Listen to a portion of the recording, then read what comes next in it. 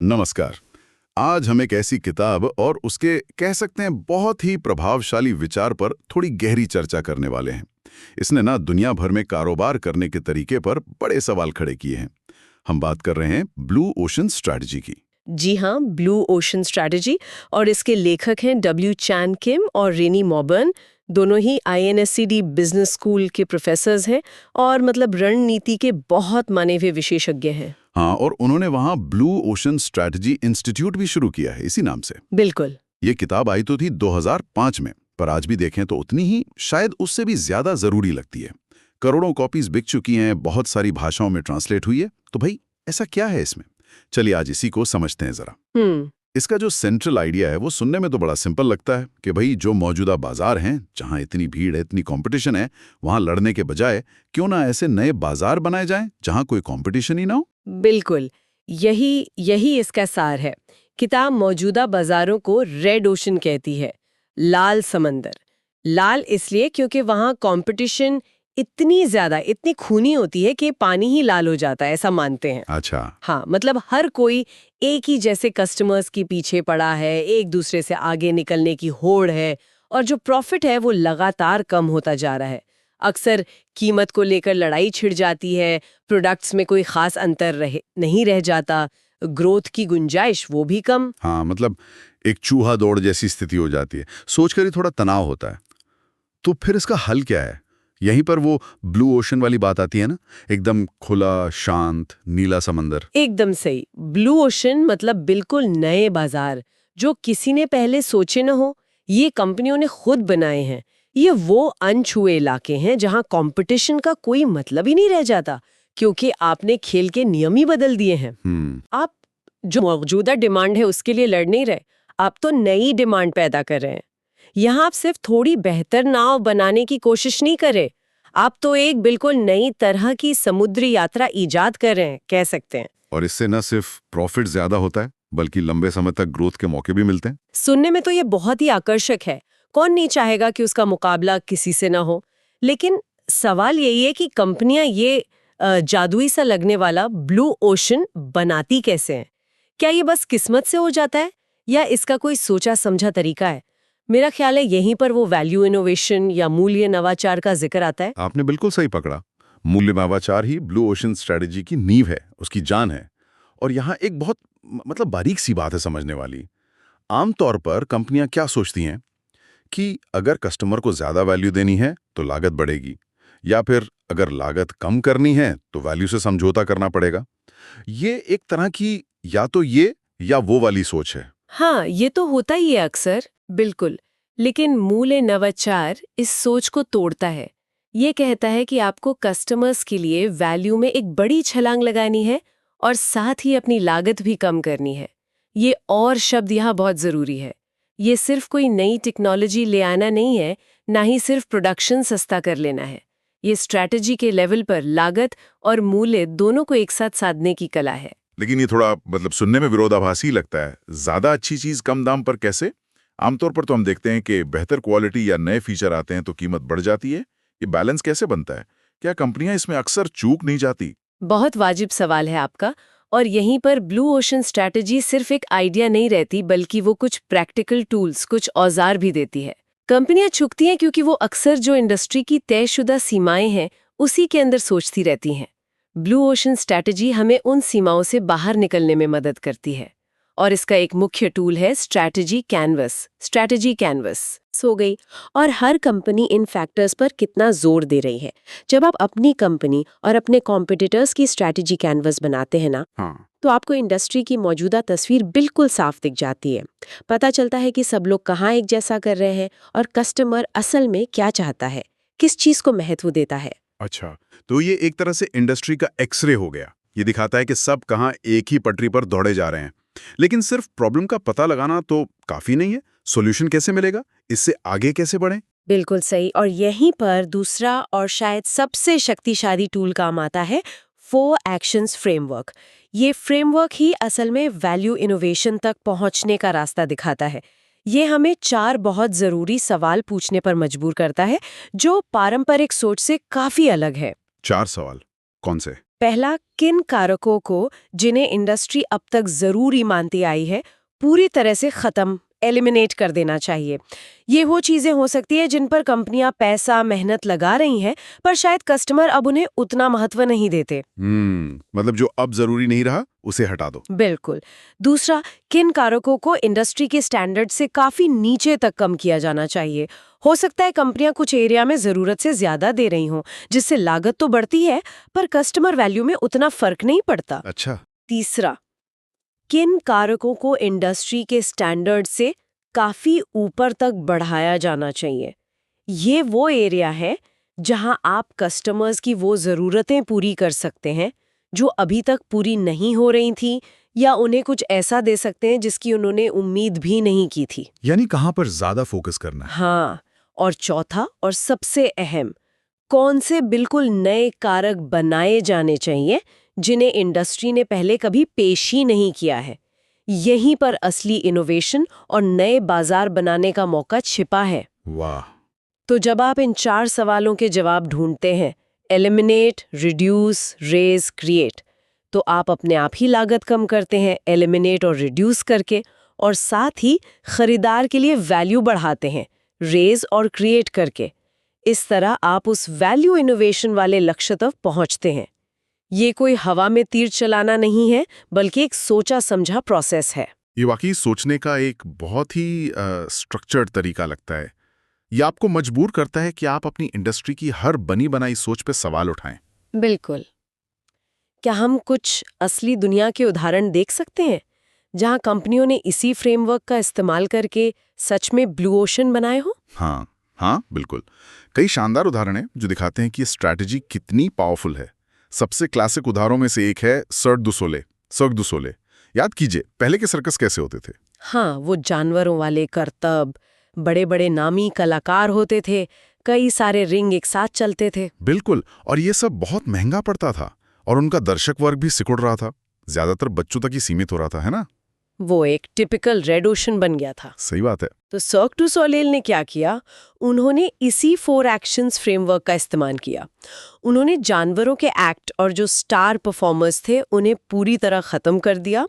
ये सर्कस की सबसे महंगी चीजें थीं। अच्छा। उन्होंने वो जो पारंपरिक 3 रिंग वाला शो होता था और कुछ हद तक जो थोड़ी फूहड़ कॉमेडी होती थी उसे कम किया। अच्छा। फिर उन्होंने एक बिल्कुल अनोखा वेन्यू, जैसे वो बड़े टेंट लगाते हैं वो चीज, साथ ही कलात्मकता, संगीत, डांस और एक थीम पर आधारित कहानी कहने का जो एलिमेंट है उसे काफी बढ़ाया जी।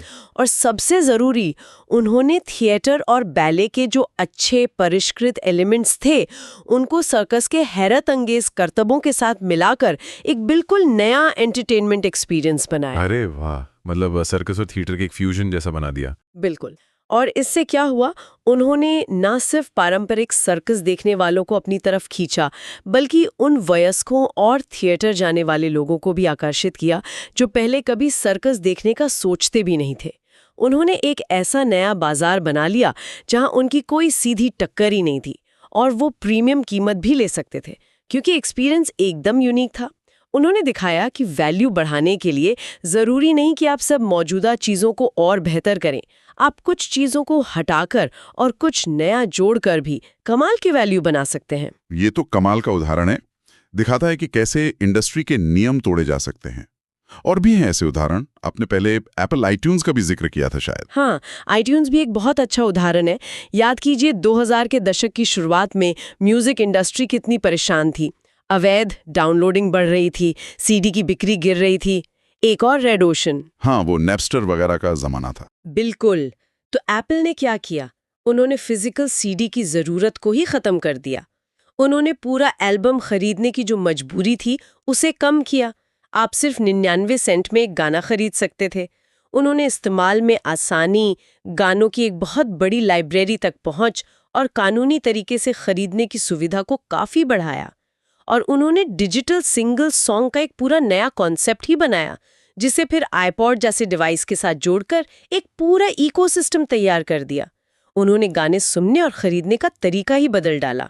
और डायसन वैक्यूम क्लीनर, वो भी इसी तरह सोचते हैं। निश्चित रूप से। वैक्यूम क्लीनर का बाजार भी सोचिए कितना भीड़ भरा था। जेम्स डायसन ने देखा कि जो पारंपरिक वैक्यूम क्लीनर थे उनमें बैग बदलना पड़ता था, बड़ा झंझट था, और बैग भरने पर सक्शन पावर भी कम हो जाती थी।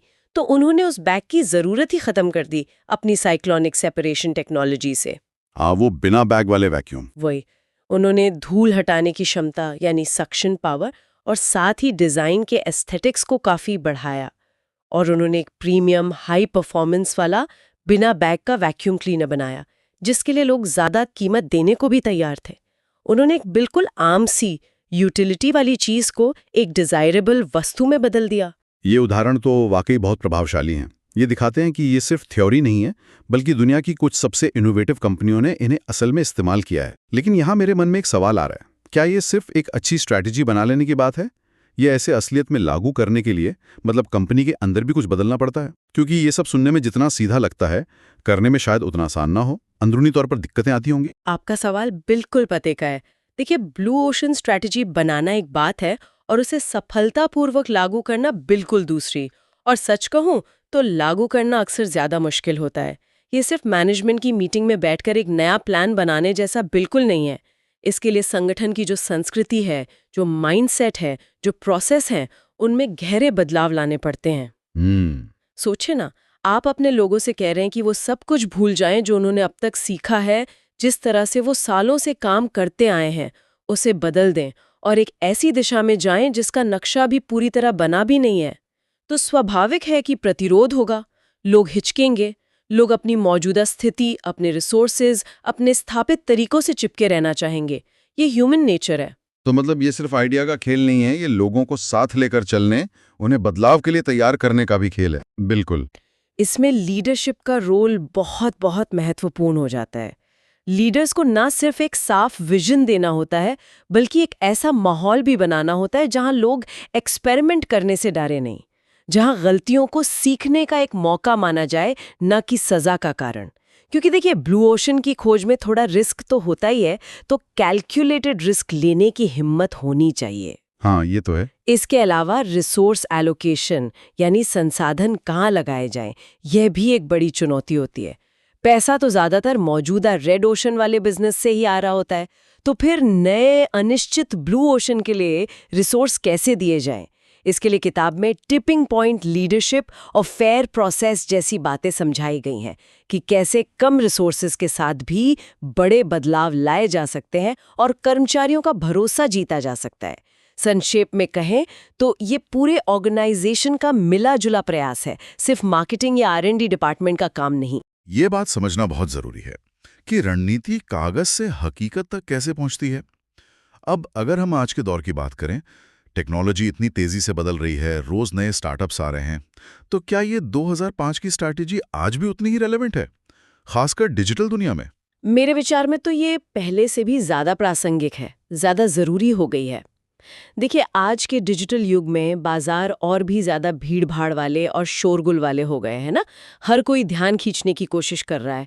ऐसे में सिर्फ थोड़ा बेहतर या थोड़ा सस्ता होना काफी नहीं होता। ब्लू ओशन स्ट्रैटेजी कंपनियों को इस शोर से ऊपर उठने और सच में कुछ अलग, कुछ खास बनाने का एक फ्रेमवर्क देती है। और स्टार्टअप्स के लिए? उनके लिए कैसे? स्टार्टअप्स के लिए तो ये बहुत ही नेचुरल फिट है। उनके पास अक्सर बड़ी स्थापित कंपनियों जितने रिसोर्सेज नहीं होते, तो उनके लिए रेड ओशन में जाकर सीधा मुकाबला करना बहुत मुश्किल होता है। ब्लू ओशन स्ट्रैटेजी उन्हें नए, अनदेखे मौके तलाशने और कम रिसोर्सेज के साथ भी बड़ा इम्पैक्ट डालने का रास्ता दिखा सकती है। और डिजिटल मार्केटिंग या ऑनलाइन व्यवसायों के लिए ये कैसे काम कर सकती है? कुछ आइडिया? डिजिटल दुनिया में ब्लू ओशन बनाने के बहुत सारे तरीके हो सकते हैं, और ये सिर्फ प्रोडक्ट के बारे में नहीं है। आप कस्टमर एक्सपीरियंस को बिल्कुल बदलकर ब्लू ओशन बना सकते हैं, जैसे अमेज़न ने शॉपिंग को कितना आसान बना दिया है। आप एक नया बिजनेस मॉडल बनाकर कर सकते हैं, जैसे आजकल सब्सक्रिप्शन बॉक्स का चलन है। आप एक मजबूत कम्युनिटी बनाकर एक यूनिक वैल्यू दे सकते हैं। आप डेटा का इस्तेमाल करके बिल्कुल पर्सनलाइज्ड अनुभव दे सकते हैं। वो जो 4 एक्शंस फ्रेमवर्क है ना, वो इन सभी एरिया में नए मौके खोजने में मदद कर सकता है। और दिलचस्प बात यह है कि ये सिद्धांत सिर्फ बड़े बिजनेस या स्टार्टअप्स तक ही सीमित नहीं है। जो नॉन प्रॉफिट ऑर्गेनाइजेशंस हैं वो भी इसका इस्तेमाल अपनी सामाजिक पहलों को ज़्यादा असरदार बनाने के लिए कर सकते हैं।